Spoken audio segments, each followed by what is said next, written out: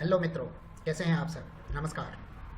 जय श्री राम, जय श्री राम, राधे राधे, जय श्री कृष्णा, राम राम साहब। आप देख रहे हैं दोस्तों एग्ज़ाम पार अब की बार यूट्यूब चैनल, और मैं हूं विनोद फौजदार, आपका स्वागत करता हूं इस चैनल पर।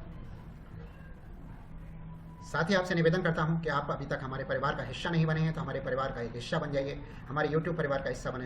इस लाल बटन जो दी रखी है वीडियो के नीचे सब्सक्राइब वाली, इस पर आप क्लिक करें, इसे सब्सक्राइब करें और बगल में दी हुई घंटी वाली बटन पर भी क्लिक करें, जिससे कि हमारी वीडियोज़ का नोटिफिकेशन आपको मिलता रहे। और हाँ, लाइक और सब्सक्राइब भी करें। आइए शुरू करते हैं, पहुँचते हैं अपने टॉपिक पर। आज हम माध्यमिक शिक्षा बोर्ड राजस्थान के कक्षा 7 की हमारा राजस्थान नामक किताब का ज्योग्राफी वाला पोर्शन करेंगे, जिसमें अध्याय 1 से लेकर 5 तक है। Part 1, part 2, part 3, part 4, part 5। हम सब पांचों पाठों का वन लाइनर क्वेश्चंस करेंगे इनके, और इस तरह से करेंगे कि पार्ट में से कोई क्वेश्चन बचे नहीं। तो सिर्फ और सिर्फ आधा घंटे के अंदर पूरा का पूरा ज्योग्राफी का पोर्शन हमारा राजस्थान नामक किताब से कक्षा 7 की RBSC की। आइए देखते हैं, शुरू करते हैं फटाफट अंदाज में वन लाइनर क्वेश्चंस के तौर पर हमारी ये किताब। आइए अध्याय 1, वन, वन्यजीव एवं संरक्षण। राजस्थान में कुल क्षेत्रफल के कितने भाग पर वन हैं? राजस्थान के कुल क्षेत्रफल के कितने भाग पर वन मौजूद हैं इस समय पे?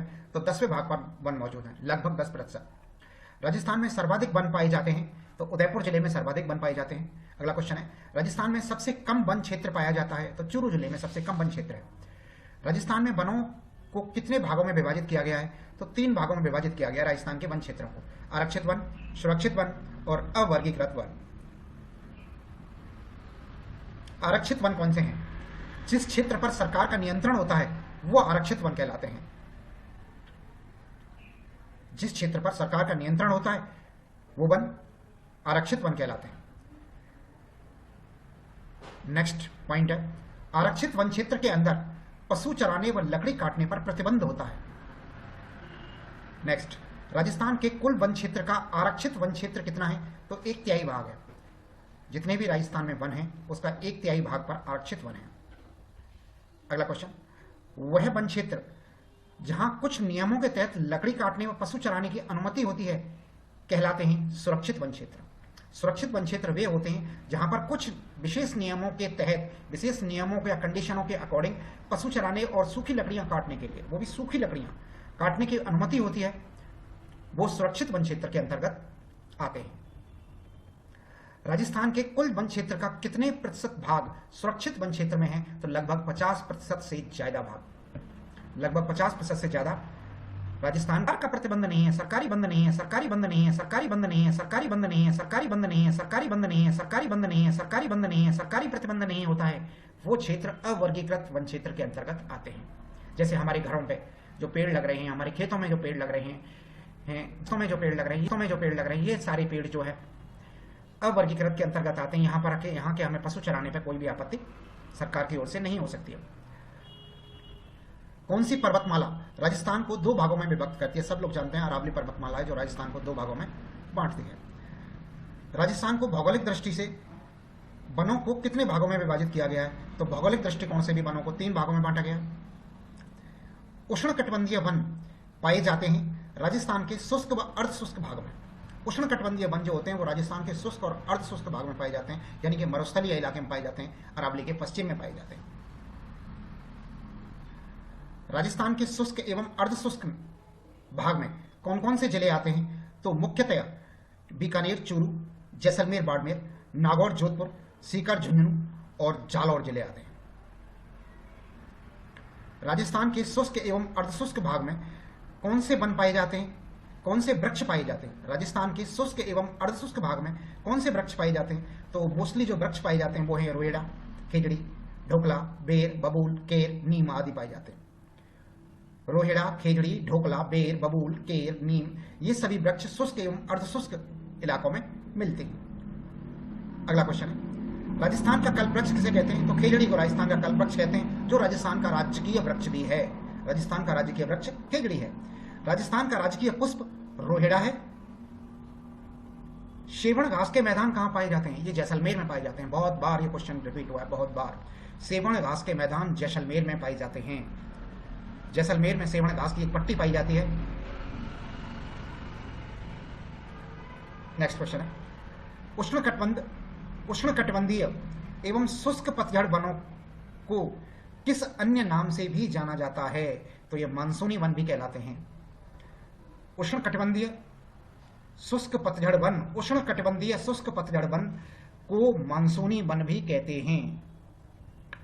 उष्णकटिबंधीय शुष्क पतझड़ वन कहां पाए जाते हैं? तो ये पाए जाते हैं बांसवाड़ा, डूंगरपुर, उदयपुर, चित्तौड़, कोटा, झालावाड़, अलवर, अजमेर, जयपुर, सवाई माधोपुर, करौली, बूंदी, टोंक आदि क्षेत्रों। उष्णकटिबंधीय शुष्क पतझड़ वन जो पाए जाते हैं ये दक्षिणी पूर्वी राजस्थान के इलाके में पाए जाते हैं, जिनमें से प्रमुख जिले हैं बांसवाड़ा, डूंगरपुर, उदयपुर, चित्तौड़, कोटा, झालावाड़, अलवर, अजमेर, जयपुर, सवाई माधोपुर, करौली, बूंदी, टोंक आदि। नेक्स्ट है, उष्णकटिबंधीय शुष्क पतझड़ वन में कौन से पेड़ पाए जाते हैं? तो यहां पर जो मुख्य पेड़ पाए जाते हैं इस क्षेत्र में उष्णकटिबंधीय शुष्क पतझड़ वनों में वो पेड़ हैं सागवान, बरगद, तेंदू, शालर, महुआ, गूलर, धोक, ढाक, साल, सीताफल, बांस, आंवला, आम, नीम, शीशम आदि। नेक्स्ट क्वेश्चन है, अर्ध उष्णकटिबंधीय सदाबहार वन कहां पाए जाते हैं? तो ये पहाड़ी ऊंचाइयों पर भागों में पाए जाते हैं, पहाड़ के ऊंचाई वाले भागों में पाए जाते हैं उष्णकटिबंधीय सदाबहार वन। सदाबहार वन होते हैं अर्ध उष्णकटिबंधीय वन जो होते हैं वो सदाबहार वन होते हैं। राजस्थान में कितने राष्ट्रीय उद्यान हैं? तो 3 राष्ट्रीय उद्यान है राजस्थान में, रणथंभौर, केवलादेव और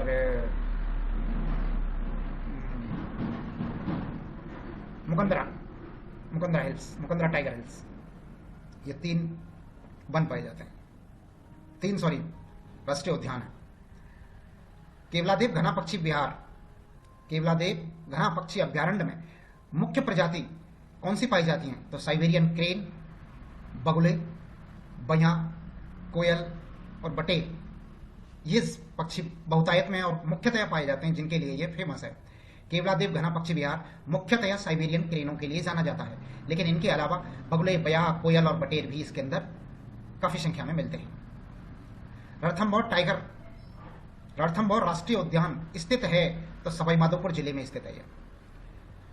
राजस्थान का कौन सा अभ्यारण्य भारतीय बाघों के लिए प्रसिद्ध है? तो वो रणथंभौर राष्ट्रीय उद्यान है जो बाघों के लिए प्रसिद्ध है। अगला क्वेश्चन है, रणथंभौर राष्ट्रीय उद्यान में कौन कौन से वन्य जीव पाए जाते हैं? विशेषतः यह बाघ के लिए प्रसिद्ध है, बाघ के लिए ज्यादा फेमस है। इसके अतिरिक्त भालू, सांभर, नीलगाय, मगरमच्छ आदि जानवर भी इसके अंदर पाए जाते हैं।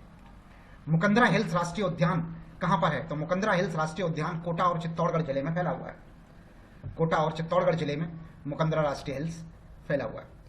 अभ्यारण्य शब्द का अर्थ क्या होता है? अभ्यारण्य शब्द का अर्थ होता है भय से मुक्त वन, भय मुक्त वन को अभ्यारण्य कहते हैं।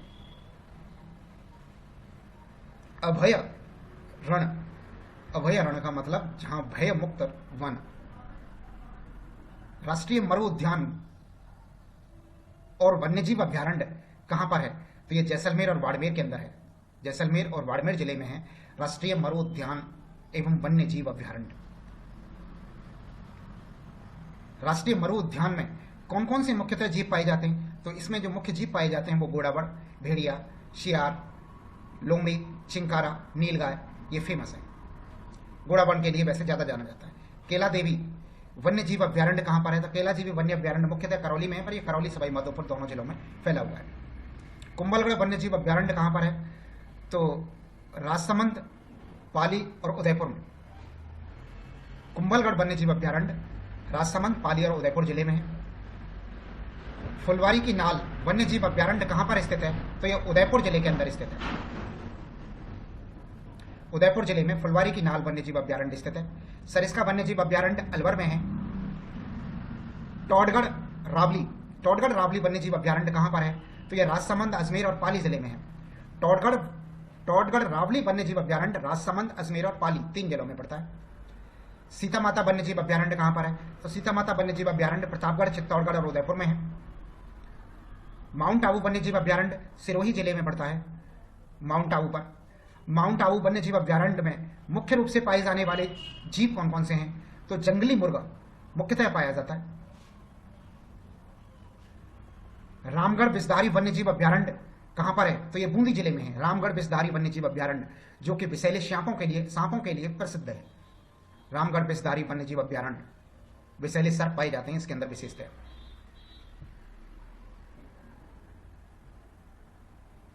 जंबा रामगढ़ वन्यजीव अभ्यारण्य कहां पर है? तो जयपुर में है। नाम ध्यान रखना, ये दोनों एक जैसे नाम है।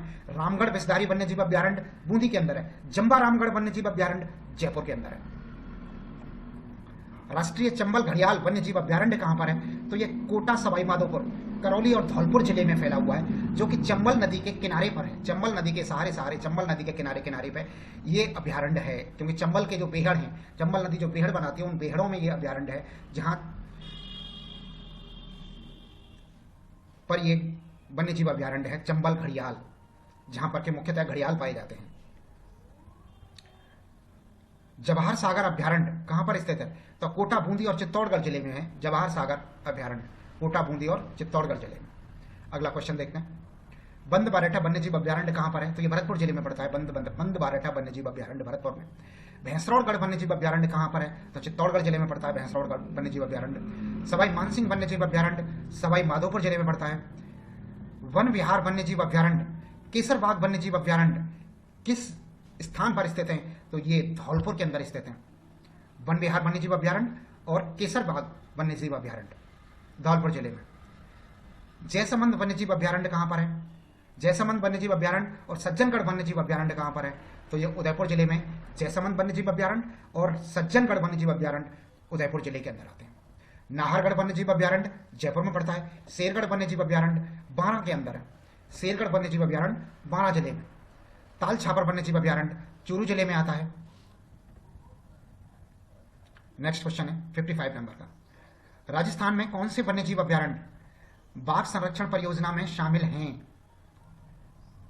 तो बाघ संरक्षण परियोजना में जो अभ्यारण्य शामिल हैं वो हैं रणथंभौर, सरिस्का और मुकंदरा हिल्स। राजस्थान के 3 अभ्यारण्य जो बाघ परियोजना में शामिल हैं, रणथंभौर, सरिस्का और मुकंदरा हिल्स। रणथंभौर सवाई माधोपुर पड़ता है, सरिस्का अलवर में पड़ता है और मुकंदरा हिल्स चित्तौड़गढ़ में पड़ता है, कोटा चित्तौड़गढ़। राजस्थान में स्थित वेटलैंड स्थल कौन कौन से हैं? तो वेटलैंड स्थल जो है राजस्थान में 2 हैं, केवलादेव राष्ट्रीय उद्यान और शांबर झील। वेटलैंड स्थल। राष्ट्रीय वन नीति कब घोषित की गई थी? तो 1952 में वन नीति घोषित की गई थी। राष्ट्रीय वन नीति जो 1988 में संशोधित हुई है दोबारा। राष्ट्रीय वन नीति के अनुसार कुल भूभाग का कितना प्रतिशत क्षेत्र होना चाहिए? राष्ट्रीय वन नीति के अनुसार कुल भूभाग के 33% क्षेत्र पर वन होने चाहिए, 33% क्षेत्र पर। राजस्थान वन नीति कब घोषित की गई थी? तो 2010 में, सन 2010 में राजस्थान की राज्य वन नीति घोषित की गई थी। वन नीति 2010, राजस्थान वन नीति 2010 का लक्ष्य क्या रखा गया था? तो संपूर्ण भूभाग के 20% भाग को वनाच्छादित करना, यानी कि संपूर्ण भूभाग के 20% भाग पर वनारोपण करना, ये राजस्थान वन नीति 2010 का लक्ष्य रखा गया था। वर्तमान में राजस्थान में कितने प्रतिशत भूभाग पर वनाच्छादित है? तो 10% भाग पर है, 1/10वें हिस्से पर। काजरी स्थित है जोधपुर में। काजरी का मतलब होता है केंद्रीय शुष्क क्षेत्र अनुसंधान संस्थान, काजरी शॉर्ट फॉर्म में। काजरी कहां पर है? तो काजरी जोधपुर में है और आफरी भी जोधपुर में। आफरी स्थित है जोधपुर में, काजरी और आफरी दोनों जोधपुर में है। काजरी की फुल फॉर्म है केंद्रीय शुष्क क्षेत्र अनुसंधान संस्थान और आफरी की फुल फॉर्म है शुष्क वन अनुसंधान संस्थान, शुष्क वन अनुसंधान संस्थान। खेजड़ी कांड कब हुआ था? तो 12 सितंबर 1730 ईस्वी को। खेजड़ी कांड जो हुआ था 12 सितंबर 1730 ईस्वी को हुआ था। क्या था खेजड़ी कांड? खेजड़ी कांड में वृक्षों की रक्षा करते हुए ठेकेदार ने कुछ महिला और पुरुषों को मार दिया था, जो वृक्षों की रक्षा करने के लिए वृक्षों से लिपट गए थे। तो ये कांड जो हुआ था, करीब 363 व्यक्ति उस दिन शहीद हुए थे उस समय पर, जो 12 सितंबर 1730 की घटना है। अमृता देवी बिश्नोई के नेतृत्व में कितने स्त्री पुरुषों ने वृक्षों को बचाने के लिए अपने प्राणों का बलिदान दिया था? तो 363 स्त्री पुरुष थे जिन्होंने वृक्षों को बचाने के लिए अमृता देवी बिश्नोई के नेतृत्व में अपना बलिदान दे दिया था, शहीद हो गए थे। विश्व का एकमात्र वृक्ष मेला कब बढ़ता है? तो विश्व का एकमात्र वृक्ष मेला खेजड़ी में लगता है, जो भाद्र माह के शुक्ल पक्ष की 10वीं को लगता है। भाद्र माह के शुक्ल पक्ष की 10वीं को बढ़ता है। आइए और कुछ तथ्य हैं, हम उनको भी रिपीट कर लेते हैं। देखते हैं एक बार पूरा, लगभग पूरा चैप्टर रिपीट हो जाएगा इस तालिका के अकॉर्डिंग। देखो, पहला है, अभ्यारण्य का नाम है राष्ट्रीय मरु उद्यान वन्यजीव अभ्यारण्य। राष्ट्रीय मरु उद्यान एवं वन्यजीव अभ्यारण्य ये किस जिले में है? तो जैसलमेर और बाड़मेर जिले में है। और किस वन्यजीव के लिए फेमस है? तो ये घोड़ावड़ के लिए फेमस है, जो कि हमारा राज्य पक्षी भी है। घोड़ावड़ राजस्थान का राज्य पक्षी है, घोड़ावड़ के लिए फेमस है। भेड़िया, शेर, लोमड़ी, चिंकारा और नीलगाय के लिए फेमस है राष्ट्रीय मरु उद्यान वन्यजीव अभ्यारण्य। दूसरा है, केला देवी वन्यजीव अभ्यारण्य कहां पर है? तो केला देवी वन्यजीव अभ्यारण्य करौली और सवाई माधोपुर जिले में है, जो बघेरा, भेड़िया, चीतल और खरगोश के लिए फेमस है। केला देवी वन्यजीव अभ्यारण्य करौली और सवाई माधोपुर जिले में है, बघेरा, भेड़िया, चीतल और खरगोश के लिए फेमस है। आगे, कुंभलगढ़ वन्यजीव अभ्यारण्य कहां पर है? तो कुंभलगढ़ वन्यजीव अभ्यारण्य राजसमंद, पाली और उदयपुर जिले में है। राजसमंद, पाली और उदयपुर जिले में कुंभलगढ़ वन्य अभ्यारण्य है, जो कि बाघ, भालू, चिंकारा और नीलगाय के लिए प्रसिद्ध है। इसमें मुख्य वन्यजीव जो पाए जाते हैं वो बाघ, भालू और चिंकारा होते हैं। चौथा है, फुलवारी की नाल कहां पर है? फुलवारी की नाल वन्यजीव अभ्यारण्य कहां पर है? तो ये उदयपुर के अंदर है। उदयपुर जिले में फुलवारी की नाल वन्यजीव अभ्यारण्य, जो कि बाघ, चीतल, सियार, भेड़िया और सांबर प्रमुखतः इसके अंदर पाए जाते हैं। सरिस्का वन्यजीव अभ्यारण्य कहां पर है? तो ये अलवर जिले में है सरिस्का वन्यजीव अभ्यारण्य, जो बाघ, जरख और सांबर, चीतल के लिए फेमस है। टोडगढ़ रावली वन्यजीव अभ्यारण्य कहां पर है?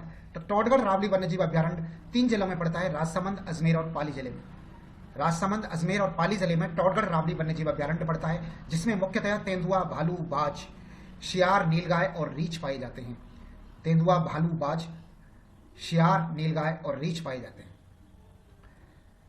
7वें नंबर पर सीता माता वन्यजीव अभ्यारण्य। सीता माता वन्यजीव अभ्यारण्य प्रतापगढ़, चित्तौड़गढ़ और उदयपुर जिले में है। 3 जिलों में पड़ता है, प्रतापगढ़, चित्तौड़गढ़, उदयपुर जिले में सीता माता वन्यजीव अभ्यारण्य। उड़न गिलहरी के लिए फेमस है। यह मुख्यतः उड़न गिलहरी के लिए फेमस अभ्यारण्य है। इसके अलावा उड़न गिलहरी के अलावा इसमें सांबर और लौंडी भी प्रमुखता से देखे जा सकते हैं। 8वां है, माउंट आबू वन्यजीव अभ्यारण्य। सिरोही जिले में पड़ता है माउंट आबू वन्यजीव अभ्यारण्य। मुख्यतः जंगली मुर्गे के लिए फेमस है, जंगली मुर्गे के लिए, लेकिन इसके अंदर रीछ, चिंकारा, चीतल और सांबर भी देखे जाते हैं। रामगढ़ विषधारी वन्यजीव अभ्यारण्य। रामगढ़ विषधारी वन्यजीव अभ्यारण्य कहां पर है? तो ये बूंदी जिले में पड़ता है। रामगढ़ विषधारी वन्यजीव अभ्यारण्य बूंदी जिले में। तो ये विषैले सर्पों के लिए फेमस है, विषधारी सांपों के लिए फेमस है। इसके अलावा बाघ और रीछ भी इसके अंदर मिलते हैं। अगला है जंबा रामगढ़ वन्यजीव अभ्यारण्य। तो जंबा रामगढ़ वन्यजीव अभ्यारण्य जयपुर के अंदर पड़ता है, जो बघेरा और जरख और शियार, भेड़ियों के लिए फेमस है। 11वां है, राष्ट्रीय चंबल घड़ियाल वन्यजीव अभ्यारण्य कहां पर है? राष्ट्रीय चंबल घड़ियाल वन्यजीव अभ्यारण्य, तो ये कोटा, सवाई माधोपुर, करौली, धौलपुर जिले में चंबल नदी के सहारे चंबल नदी के किनारे पर स्थित है, क्योंकि मुख्यतः नदी के अंदर रहने वाले घड़ियाल इन जगहों पर अपना बसेरा बनाते हैं। तो ये करौली और धौलपुर में ज्यादा पाए जाते हैं, धौलपुर जिले में सर्वाधिक पाए जाते हैं घड़ियाल। जो है घड़ियाल के लिए ये जो फेमस है, ये राष्ट्रीय उद्यान, ये घड़ियाल, भेड़िया, सियार और लौंडियों के लिए फेमस है। आगे देखते हैं कुछ तथ्य और हैं, थोड़े से तथ्य हैं।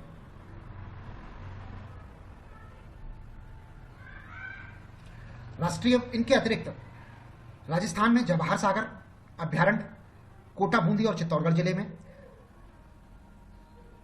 जवाहर सागर अभ्यारण्य कोटा, बूंदी और चित्तौड़गढ़ जिले में। बंदबारेठा वन्यजीव अभ्यारण्य भरतपुर जिले में पड़ता है।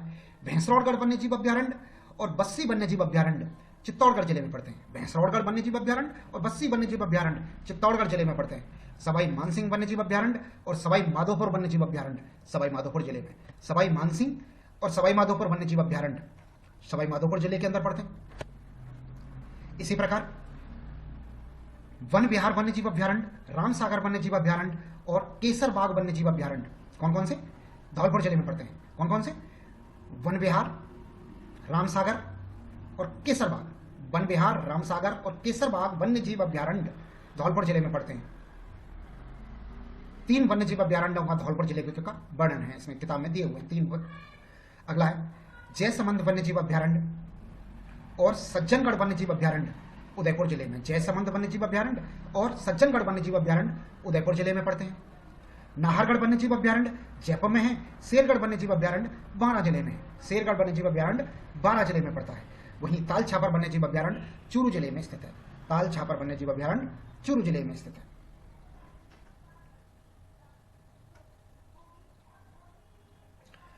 इसके अलावा राजस्थान के रणथंभौर, सरिस्का और मुकंदरा हिल्स बाघ संरक्षण परियोजना के लिए तथा केवलादेव राष्ट्रीय उद्यान एवं सांबर झील वेटलैंड भूमि है, मरु नम भूमि है।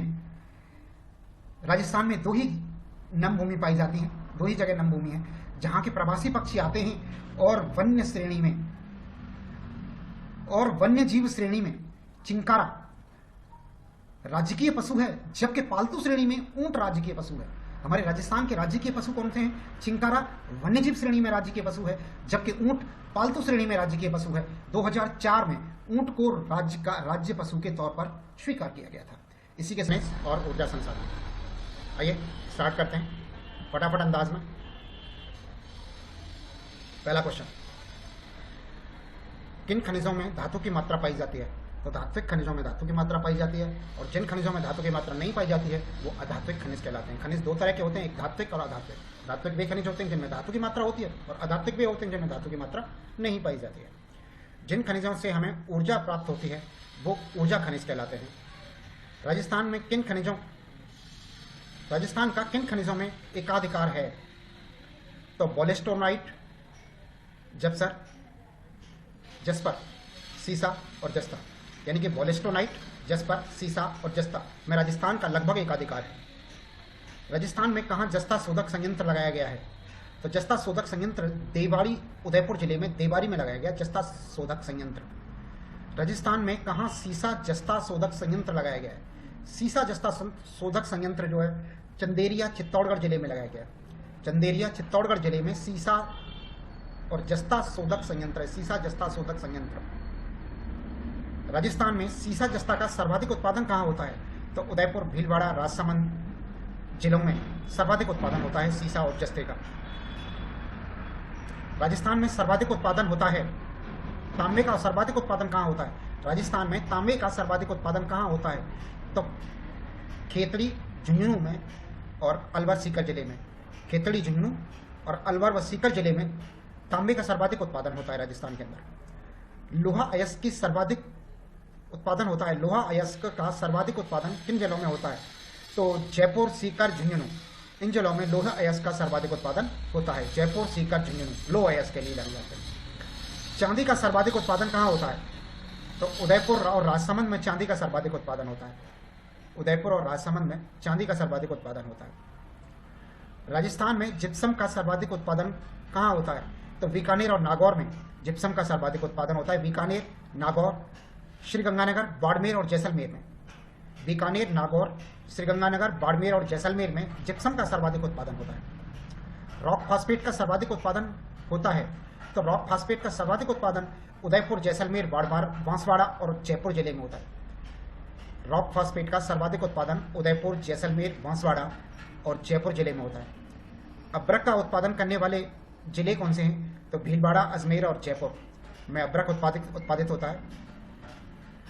वोलेस्टोनाइट का उत्पादन करने वाले जिले कौन से हैं? वोलेस्टोनाइट का उत्पादन करने वाले जिले सिरोही, अजमेर हैं। सिरोही व अजमेर जिले हैं जिनमें वोलेस्टोनाइट मिलता है।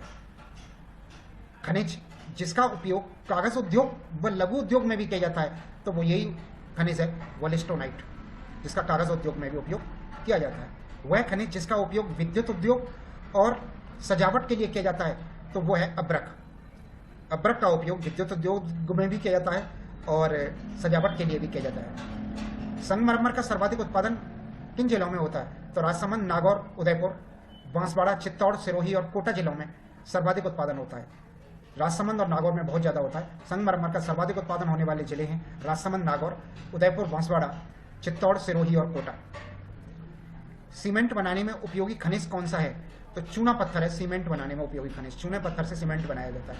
चूने पत्थर का सर्वाधिक उत्पादन कहाँ होता है? तो चित्तौड़, सिरोही, कोटा व उदयपुर जिले में चूने पत्थर का सर्वाधिक उत्पादन होता है। ग्रेनाइट का उत्पादक जिला कौन सा है? ग्रेनाइट का उत्पादक जिला तो जालौर, जैसलमेर, पाली, सिरोही, ये ग्रेनाइट के उत्पादक जिले हैं।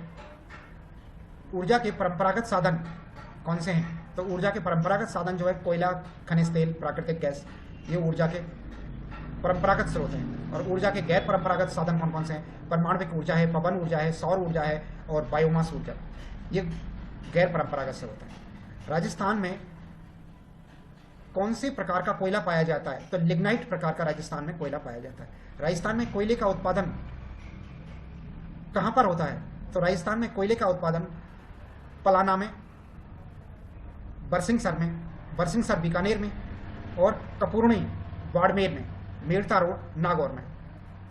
यानी कि पलाना और बरसिंहसर बीकानेर में, पलाना, बरसिंहसर बीकानेर, कपूर्णी बाड़मेर और मेड़ता रोड नागौर में कोयले का उत्पादन होता है। नेक्स्ट है, राजस्थान में पहला सुपर थर्मल पावर स्टेशन कौन सा है?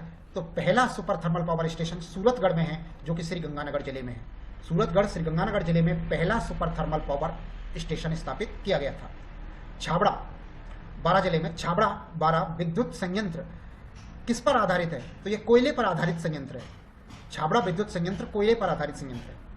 राजस्थान में खनिज तेल के भंडार पाए गए हैं। तो राजस्थान में खनिज तेल के भंडार कहाँ पाए गए हैं? जैसलमेर में, बाड़मेर में, सांचौर में, बीकानेर, नागौर के बेसिन में खनिज तेल के भंडार पाए गए हैं। खनिज तेल के भंडार जैसलमेर, बाड़मेर, सांचौर, बीकानेर, नागौर बेसिन में पाए गए हैं। राजस्थान में गैस के भंडार कहां पर हैं? तो राजस्थान में गैस के भंडार हैं घोटारू, कमलीताल, तनोट, मनिहारी, टिब्बा, रामगढ़, राजेश्वरी और डांडेवाला में। दोबारा देखें, घोटारू, कमलीताल, तनोट, मनिहारी, टिब्बा, रामगढ़, राजेश्वरी और डांडेवाला में प्राकृतिक गैस के भंडार पाए गए हैं राजस्थान के अंदर। राजस्थान में प्राकृतिक गैस के भंडार किस जगह पर पाए गए हैं? तो वो हैं घोटारू, कमलीताल, तनोट, मनिहारी, टिब्बा, रामगढ़, राजेश्वरी और डांडेवाला। नेक्स्ट क्वेश्चन, राजस्थान के प्रमुख खनिज तेल के क्षेत्र कौन से हैं? तो खनिज तेल के क्षेत्र राजस्थान में जो प्रमुखतः पाए गए हैं वो हैं सादेवाला जैसलमेर में, बागेवाला बीकानेर में, ऐश्वर्य और मंगला बाड़मेर में। जो प्रमुख तेल क्षेत्र हैं, प्रमुख तेल क्षेत्र राजस्थान के, वो हैं सादेवाला जैसलमेर, बागेवाला बीकानेर, ऐश्वर्य और मंगला बाड़मेर में। ऐश्वर्य और मंगला बाड़मेर में पाए जाते हैं।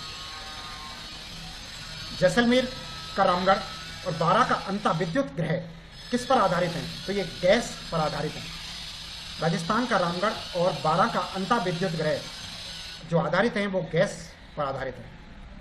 राजस्थान में स्थित देश का दूसरा परमाणु विद्युत संयंत्र स्थित है, तो रावतभाटा है। राजस्थान में देश का दूसरा परमाणु विद्युत संयंत्र, राजस्थान का प्रथम और देश का दूसरा विद्युत संयंत्र रावतभाटा परमाणु ऊर्जा संयंत्र है। और देश का प्रथम परमाणु ऊर्जा संयंत्र कहां पर है? तो यह तारापुर में है, महाराष्ट्र के अंदर, तारापुर। अध्याय 3 कृषि एवं सिंचाई। पहला क्वेश्चन,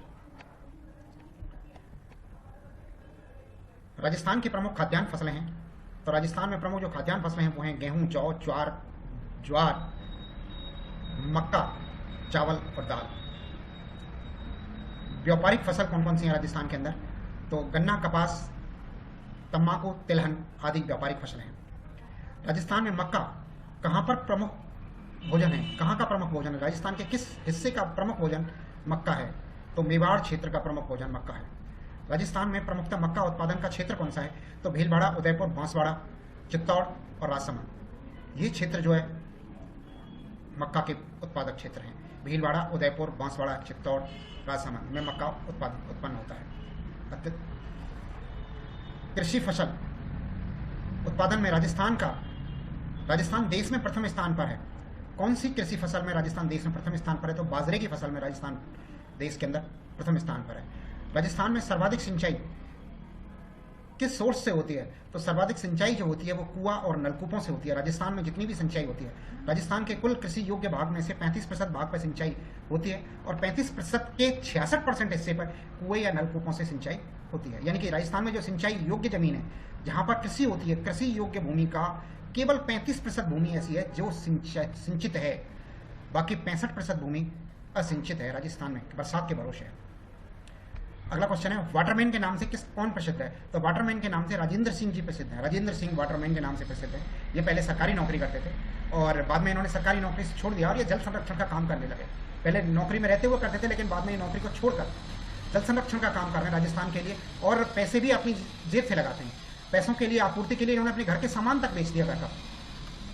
ये राजेंद्र सिंह हैं, जिन्हें के रमन मैग्सेसे पुरस्कार से भी ये सम्मानित हो चुके हैं इस कार्य के लिए। यस, नेक्स्ट पार्ट है हमारा अध्याय 4, शीर्षक है राजस्थान में कृषि और विपणन। छोटा सा पार्ट है, इसमें विपणन शब्द का अर्थ होता है किसी वस्तु को बेचना या खरीदना। किसी भी वस्तु का क्रय या विक्रय करना विपणन कहलाता है, यानी कृषि विपणन, कृषि के उत्पादों को खरीदना और बेचना विपणन कहलाता है। राजस्थान राज्य में कृषि विपणन बोर्ड की स्थापना कब की गई थी? तो राजस्थान राज्य में कृषि विपणन बोर्ड की स्थापना जो की गई थी 1974 में की गई थी। तो कृषि विपणन बोर्ड का जो कार्य है वो है खेत की कटाई से लेकर, कटाई के बाद जैसे फसल तैयार होती है वहां से लेकर और अंतिम उपभोक्ता तक पहुंचाने का कार्य कृषि विपणन बोर्ड का होता है। यानी कि परिवहन का कार्य, ढुलाई का कार्य, सफाई का कार्य और पैकिंग का कार्य, फिर आगे सप्लाई का जो भी कार्य होता है, मतलब प्रथम उत्पादक से उपभोक्ता तक पहुंचाने का सारा कार्य कृषि विपणन बोर्ड द्वारा किया जाता है। विपणन शब्द का अर्थ मैंने बताई दिया, बेचना या खरीदना वस्तु को। राजस्थान में जीरे की सर्वाधिक प्रसिद्ध मंडी कौन सी है? जीरे की विश्व प्रसिद्ध मंडी राजस्थान में जोधपुर है। और राजस्थान में धनिया तथा मेथी की विश्व प्रसिद्ध मंडी कौन सी है? तो मेथी और धनिया की विश्व प्रसिद्ध मंडी कोटा जिले की रामगंज मंडी है। कोटा में रामगंज मंडी पड़ती है, वो धनिया और मेथी के लिए प्रसिद्ध है। सरकार किसानों से अनाज किस मूल्य पर खरीदती है? तो सरकार किसानों से जो अनाज खरीदती है वो न्यूनतम समर्थन मूल्य पर खरीदती है। न्यूनतम समर्थन मूल्य मतलब MSP, minimum support price. Minimum support price पर सरकार जो है खरीद करती है। अगला चैप्टर है 5वां चैप्टर, राजस्थान में व्यापार। राजस्थान में व्यापारिक फसल मुख्यतः कौन कौन सी है और व्यापार कैसे होता है, इसके बारे में थोड़ा बहुत वर्णन दिया हुआ है, पर ज्यादा क्वेश्चन इसमें से भी नहीं बनते। आइए देखते हैं जो भी बनते हैं। राजस्थान में प्रथम सूती वस्त्र की मिल कौन सी है? मील। राजस्थान में प्रथम सूती मिल कौन सी है? तो the Krishna mills limited Rajasthan की प्रथम सूती वस्त्र उद्योग की लिए मिल है। द कृष्णा मिल्स लिमिटेड, जो आज़ादी से पूर्व ही स्थापित हो गई थी सन 1889 में, 1889 में अंग्रेजों के समय पर यह स्थापित हो गई थी। द कृष्णा मिल्स लिमिटेड की स्थापना कब और कहाँ हुई थी? तो ये ब्यावर के अंदर की गई थी। ब्यावर में 1889 में, 1889 के अंदर ये मिल स्थापित हो गई थी। वस्त्र नगरी के नाम से कौन सी जगह फेमस है, कौन सा जिला फेमस है? वस्त्र नगरी के नाम से भीलवाड़ा को जाना जाता है। भीलवाड़ा को वस्त्र नगरी के नाम से भी जाना जाता है। राजस्थान का सूती वस्त्र के बाद दूसरा कृषि आधारित सबसे बड़ा उद्योग कौन सा है? तो जो सूती वस्त्र उद्योग है राजस्थान का सबसे बड़ा कृषि आधारित उद्योग है, और दूसरा कृषि आधारित उद्योग जो है वो चीनी उद्योग है राजस्थान में। कृषि व्यवसाय एवं कृषि निर्यात को प्रोत्साहन करने के लिए एक नीति का निर्माण किया गया, वो कौन सी है? तो 2019 में किया गया था। 2019 कृषि व्यापार एवं कृषि निर्यात प्रोत्साहन नीति थी। इसी के साथ हमारा ये पाठ समाप्त होता है। धन्यवाद। देखने के लिए आपका बहुत बहुत धन्यवाद। और हाँ, आपने हमारा अगर आप चैनल अभी तक लाइक नहीं किया हो,